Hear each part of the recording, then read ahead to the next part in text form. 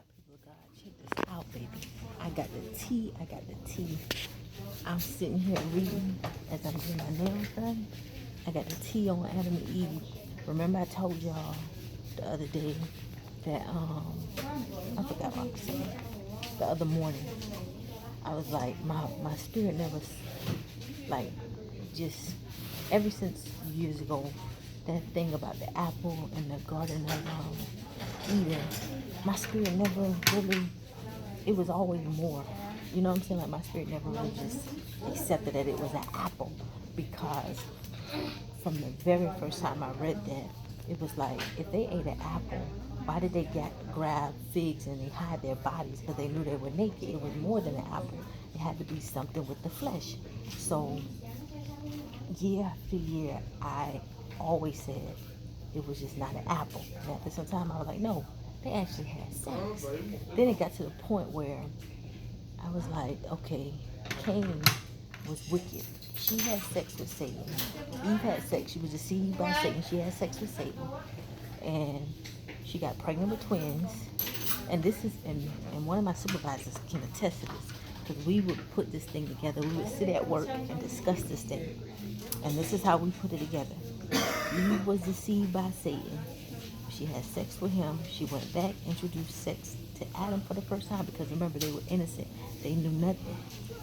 When she introduced sex, she laid with Adam, and then she conceived. And in some scriptures, it says when she bore Abel, when she bore Cain, she continued in labor and bore Abel, which means she had twins, which means she was pregnant. And so my supervisor was like, you know, it's possible for a woman to be pregnant with twins that have two different fathers, you know, that have different fathers. And medically speaking, that is true.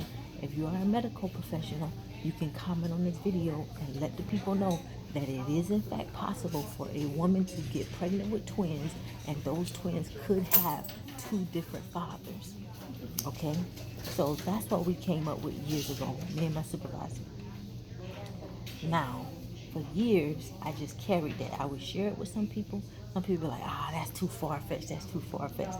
But I never stopped believing that that's what it was. And even in the video the other morning, I was like, I think I said something about, my spirit was never stuck on no apple. Y'all can go back and watch that video. I was like, it was more than that, right? This book right here, baby. This book right here that I am sitting here reading, the sealed portions, y'all better get this book. Listen, we can start a book club. We need to start a book club. This the tea right here. This the juice. This is the juice. You hear me? This book lays it out. I want to read it. To y'all, but I'm gonna wait. I'm gonna wait till I go home. I might come on live and read it.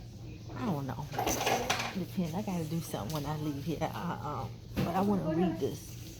I'm definitely gonna post up a video. I'm gonna read this to you. How Moroni breaks it down in further details. Now, he goes in further details about the Garden of Eden, you know, Satan, and how he disguised himself and deceived Eve. Like I said, I'm just going to read it because it is full of the tea. And those of you who said you ordered this book, like I said, we got to start a little check-in thing and have our little group discussions once a month or something like that. Because after all these years, I got something to back up the revelation that I held in my spirit for so many years. You know, it's just, I don't know. It just makes me feel some type of way. All right? But I'm going to read this. I'm going to read this to y'all a little later. Stay tuned.